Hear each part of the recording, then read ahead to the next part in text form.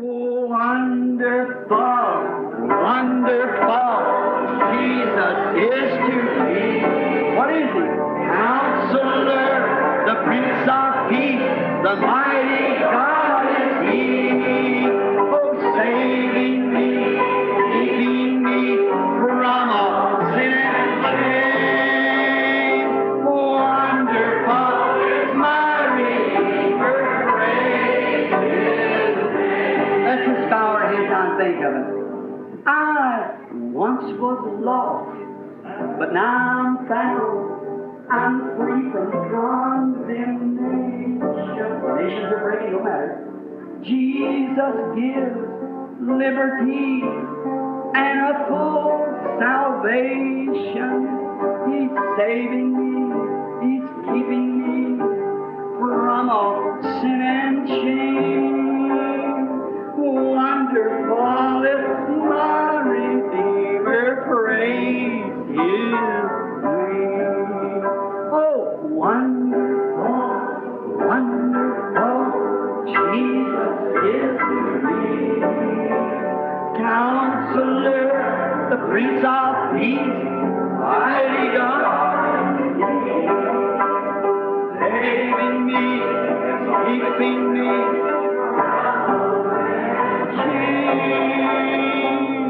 Wonderful is my Redeemer, praise His name. Oh, think of it. I once was lost. Como cheguei a pensar em tal coisa? Foi há cerca de uma semana, quando estava a caminho de Georgetown,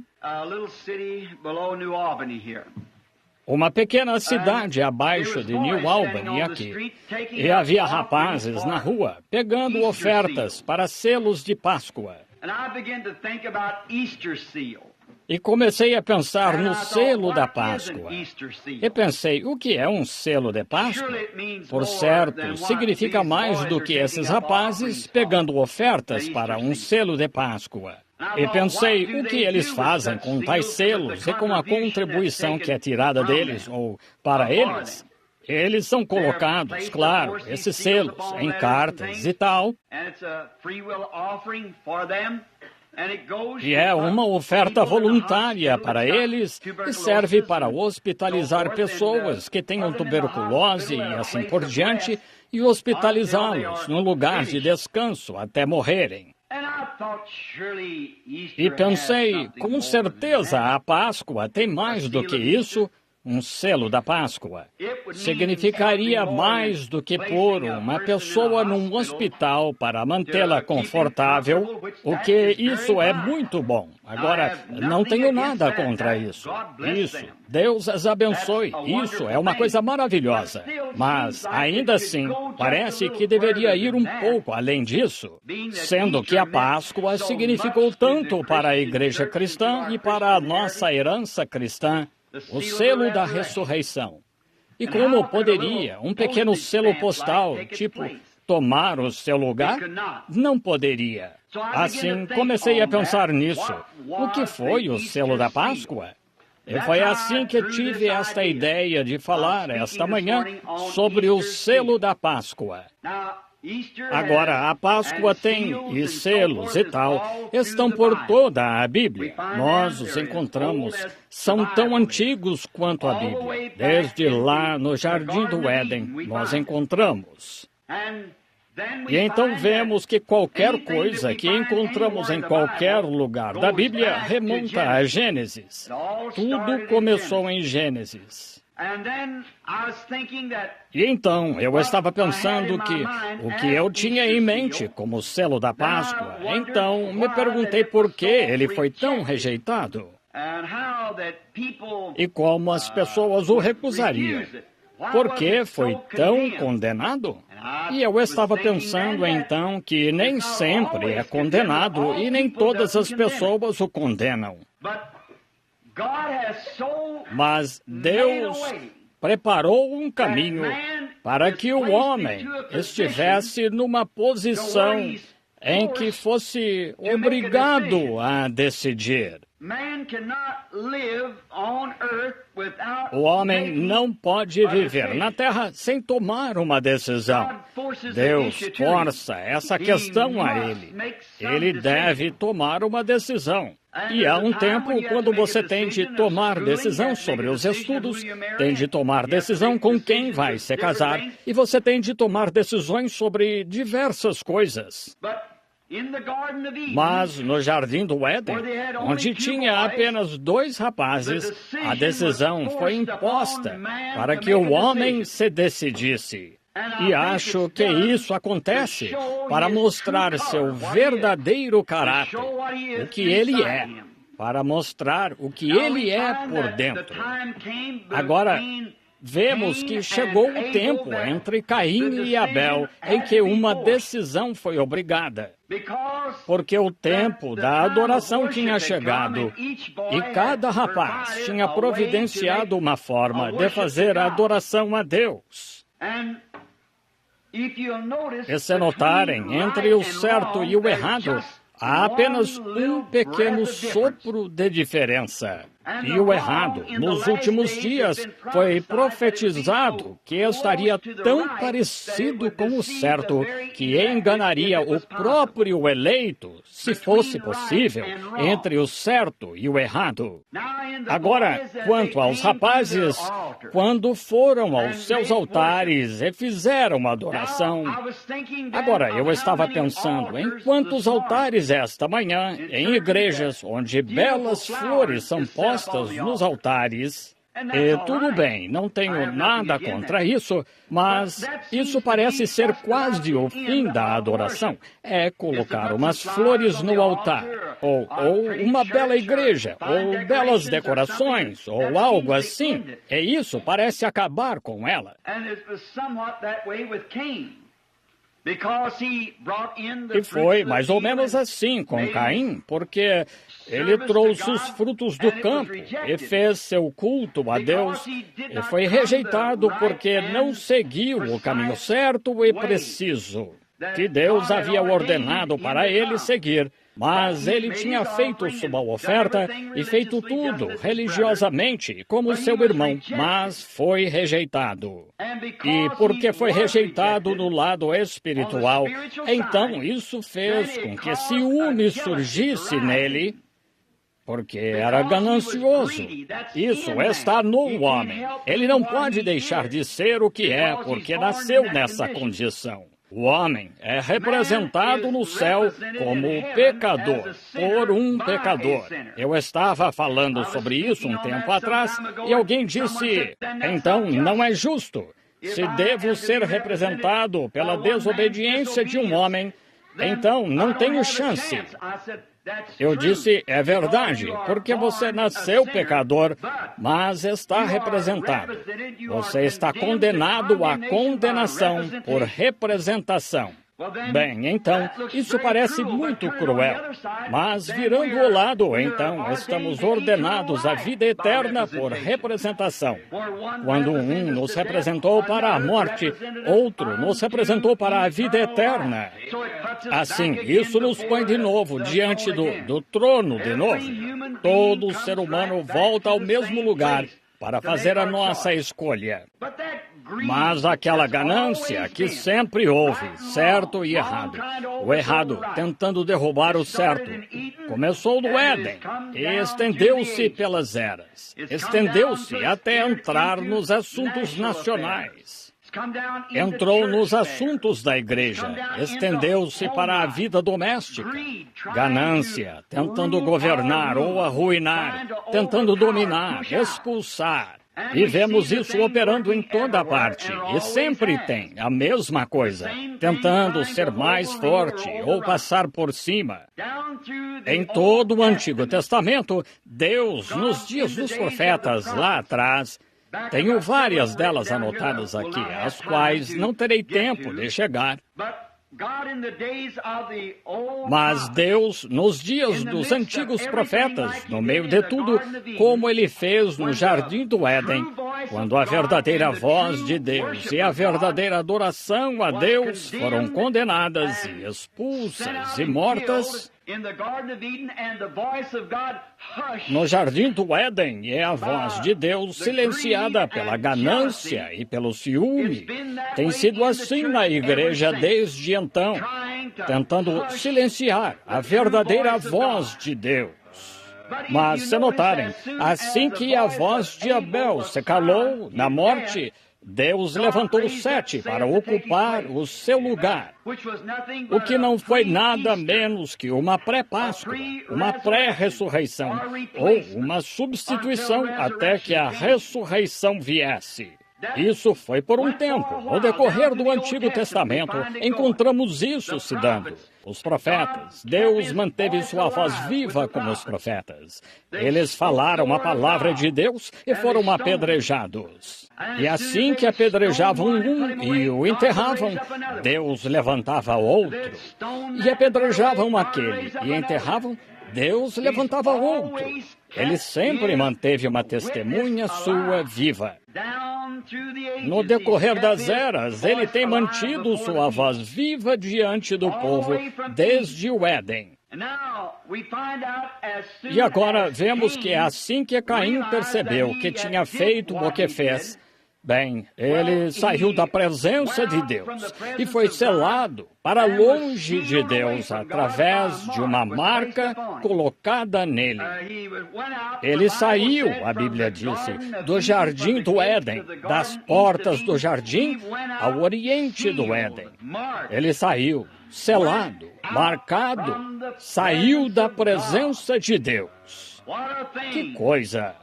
Que coisa tremenda esse Caim, por causa do ciúme e por não querer se reconciliar com Deus pela mesma forma apropriada que seu irmão seguiu.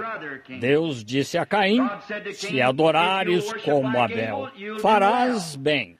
Mas Caim chegou a dizer: aqui está o que preparei, isto é o que tenho, aqui está o que dou. Ou aceitas ou deixas. Qualquer um que queiras fazer, faze como quiseres. Agora, esse é sempre o tipo de atitude das pessoas, na vida, em igreja, em outros tipos de vida. Se dizem: eu vou à igreja, eu ajudo a igreja, eu faço isso. Se Deus não pode aceitar isso, é o que posso fazer, está vendo? Mas ainda assim, não é isso o que Deus requer. Deus não requer isso. Deus requer um caminho provido. Ele proveu um caminho e requer que você aceite o que ele proveu. Veja, ele não precisa da nossa ajuda para lhe dizer o que fazer e como fazer. Ele preparou o caminho para nós fazermos e as coisas que devemos fazer e como devemos fazê-las. E ele não precisa das nossas ideias em absoluto. Não devemos ir dessa forma, mas vemos que os homens são propensos a fazer isso em todo o decorrer das eras. Mas Deus manteve sua voz viva com seus profetas e tal, no decorrer das eras, à medida que vinha. E encontramos isso hoje, e encontramos isso na política. Tenho algumas coisas anotadas aqui sobre política que, como encontraríamos neste dia em que estamos, que as pessoas venderam seus direitos de primogenitura pela política. E se nenhum de vocês recebeu a fita em que falei disso em Middletown, Ohio, domingo, uma semana atrás, sobre Jezabel e Acabe, eu gostaria que você a ouvisse algum dia. É como que a nação, por causa da ganância e alguns dólares extras e uma ideia mais popular entre as pessoas, eles com certeza venderam Cristo tanto quanto Judas vendeu 2000 anos atrás por 30 moedas de prata. Oh, é uma coisa espantosa pensar na condição que existe entre esta nação e estes povos hoje. E pensar que muitos anos atrás nunca fariam uma coisa dessas. Mas hoje são tão gananciosos tentando ganhar mais dinheiro, tentando conseguir tempos mais fáceis. Agora, claro, esse é o que não é cristão. O cristão não pede coisas fáceis. Não somos... Há tantas promessas feitas hoje no meio do povo cristão. Tantos ministros prometem ao povo algo falso. Se você vier a Cristo, todos os seus problemas estarão resolvidos. Eu lhe digo, quando você vem a Cristo, então começam. É quando você veste um uniforme e pega uma arma e entra no campo de batalha. Esta estrada cristã não é um mar de rosas. É uma batalha desde a hora em que você começa, até que seu espírito seja libertado pela morte. Você não está num piquenique. Você está num campo de batalha. Assim sendo, prometem-nos coisas. E me torno, às vezes, odeio dizer isto, mas falo de coração, que fico perplexo quando ouço tanta fé de primeiríssima, religião de primeiríssima. E tudo hoje se tornou uma coisa de primeiríssima. É o homem de primeiríssima. E a televisão abriu o caminho para astronautas e tal. E um monte de bobagens de primeiríssima. E trazem isso até na cura divina hoje. Curas de primeiríssima. Agora, Deus não tem esse tipo de coisas. Trazem pessoas, muitas vezes, à plataforma e homens talentosos, sem dúvida, mas com uma compreensão errada do Evangelho. Põem azeite nelas e oram e ficam lá sacudindo-as até que algo aconteça, sejam curadas. E talvez essa pessoa vivendo em pecado e sai e descobre que aquilo vem nela outra vez. Talvez estivesse entusiasmada naquele momento, sendo que a fé de Deus que ela acumulou a curou, mas quando se encontra entre os incrédulos, isso volta. Acontecerá assim todas as vezes. O que precisamos hoje é de cura divina, de decisões bem definidas para Cristo. Isso. Eu estava lendo uma carta recentemente que a Associação Luterana me enviou na Alemanha, de que um irmão estava lá e realizando um culto de cura na Alemanha, com o patrocínio da Igreja Luterana e dos Pentecostais e assim por diante. E esta cópia desta carta foi escrita. E ele disse, vocês pregam essa cura divina, que o que se tem de fazer é só impor as mãos neles e eles sentirem algo e serão curados. Ele disse, com certeza discordo de vocês. Ele disse, então, e a pequena Deborah Stadsclave, quando morreu lá, uma criança perfeita e saudável um dia, e dentro de algumas horas ela estava morta.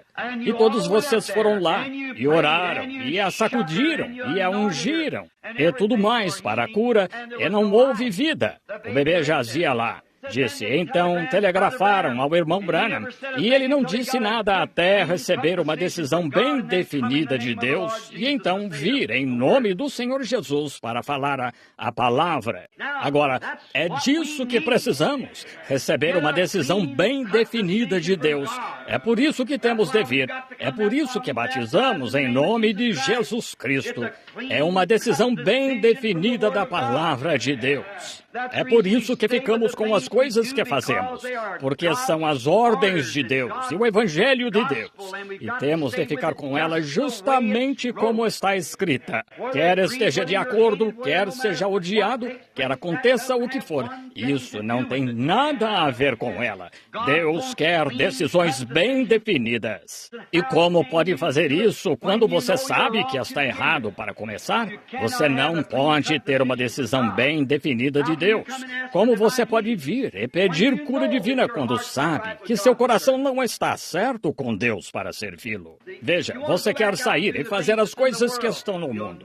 Você nunca será curado assim. Veja, você deve ficar limpo diante de Deus e dedicar sua vida e seu coração a Deus, e então Deus curará. E é duradoura então, porque sua fé está ancorada. Agora está dentro. Achamos essa ganância, contudo, na igreja e na política e nos assuntos nacionais. Uma nação. Olhe aqui na África agora o que está acontecendo. Vejam, por causa da ganância. Vejam o que aconteceu lá agora na África. Não só lá, mas em todo o mundo, em toda parte. Porque o homem quer ser alguém. Eles, é só isto o que tem. Está bem aqui na Terra, ou eles vivem assim. Se eu só tivesse isto, eu seria uma pessoa infeliz. Busco uma cidade cujo artífice e construtor é Deus. É lá onde depositamos nossos tesouros, com esse propósito. Os filhos de Caim, ou melhor, filhos de Satanás, são filhos de Satanás porque Caim era filho de Satanás. É assim, portanto, os filhos de Caim hoje. E você diz, tem certeza disso, irmão Branham? Sim, tenho certeza disso.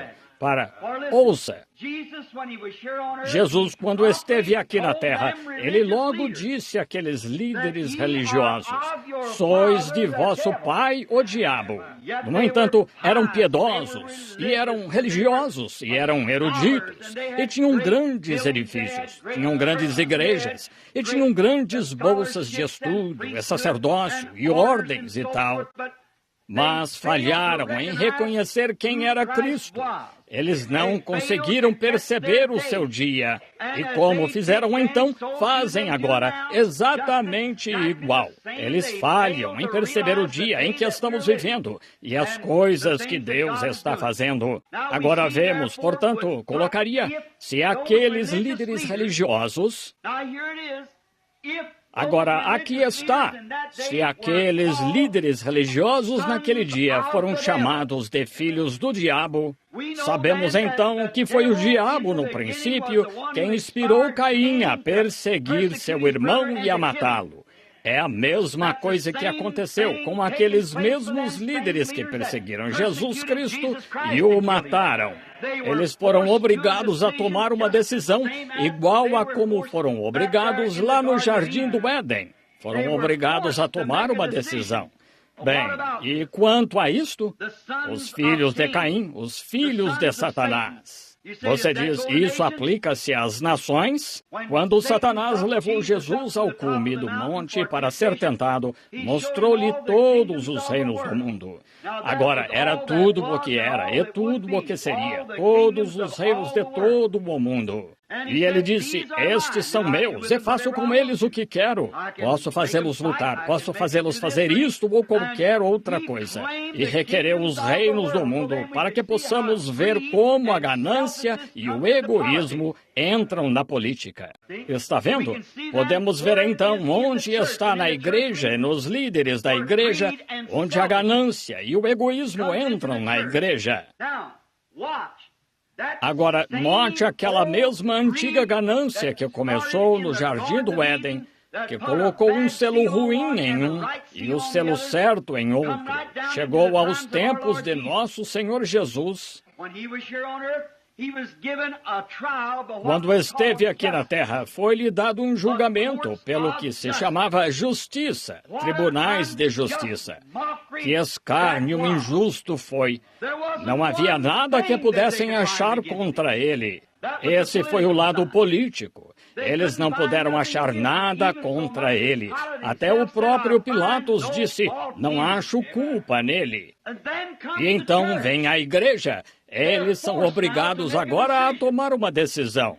Depois que o mundo político o libertou para cooperar com aquele mesmo espírito que estava na igreja, isso foi na política, para mostrar que se Satanás perdeu sua batalha aqui, ele ainda tinha algo reservado. Ele poderia contar com a igreja. E eles o crucificaram porque foram obrigados a tomar uma decisão. E disseram, dá-nos Barrabás em vez de Jesus. Estão vendo como eles fizeram?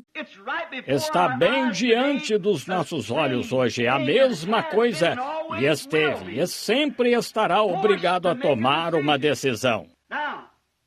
Agora, quando obrigaram a decisão, Pilatos sabia no coração que quando os liberou Jesus para a igreja, pois ele sabia que foi a igreja que o entregou para ser crucificado. E se ele o entregasse à igreja, a igreja o crucificaria. Então Pilatos não tem desculpa. Ele pegou água e tentou lavar o sangue de Cristo das suas mãos, mas não conseguiu. Desde aquela época, aqui na Suécia, ou melhor, na Suíça, onde Pilatos encontrou seu fim anos depois, perdeu o juízo, enlouqueceu, se jogou num poço de água para morrer. Há uma lenda que diz, às 3 horas da tarde, aquela água azul sobe do fundo daquele poço. As pessoas se reúnem lá de todo o mundo para ver. Às 3 horas, aquela água azul, parecendo anil, sobe do fundo de algum lugar e se agita na superfície da água e desce, para mostrar que nenhuma água pode lavar o sangue de Jesus Cristo das mãos de qualquer homem. Ele é culpado. E cada homem que Cristo já colocou em suas mãos, não há nada que possa tirar isso daí. Só há uma coisa a fazer, é aceitá-la, crer nela. Filhos de Satanás, filhos de Caim, perseguem os filhos de Deus, matam-nos. Foi o que fizeram com Abel. Foi o que fizeram com Jesus. Foi o que fizeram com os profetas. É o que está neles para fazer de novo e o farão assim que o caminho estiver aberto para eles. Lembre-se, nós demos uma de nos intrometermos e brincarmos, e desviamos pessoas do caminho do Evangelho e da história do que está para acontecer.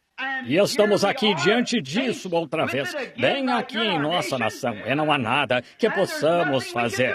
Mas você diz então, irmão Branham, qual é o motivo de falar contra isso?